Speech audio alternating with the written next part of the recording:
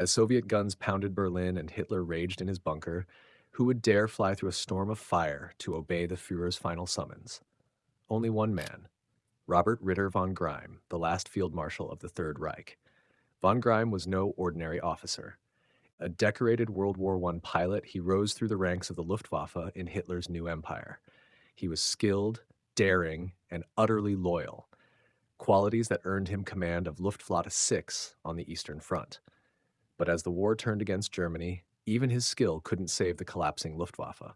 By 1945, the once mighty Air Force was in ruins. In late April 1945, as Soviet tanks closed on Berlin, Hitler made a desperate request. Robert Ritter von Greim was ordered to fly into the dying capital. With famed test pilot Hanna Reitsch at his side, von Greim flew through a storm of Soviet fire, barely surviving to reach the Führer bunker. Inside, Hitler promoted him to Field Marshal, the last such promotion of the war, and gave him command of the Luftwaffe, replacing Hermann Göring, who had fallen from grace. But von Greim had inherited nothing but ashes. The Luftwaffe no longer existed as an effective fighting force.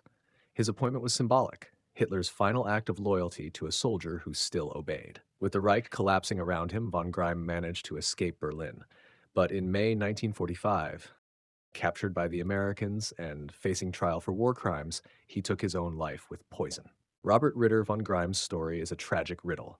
The last man Hitler trusted, yet a commander of an air force that no longer existed. Was it loyalty, duty, or blind faith that carried him to the very end of the Third Reich?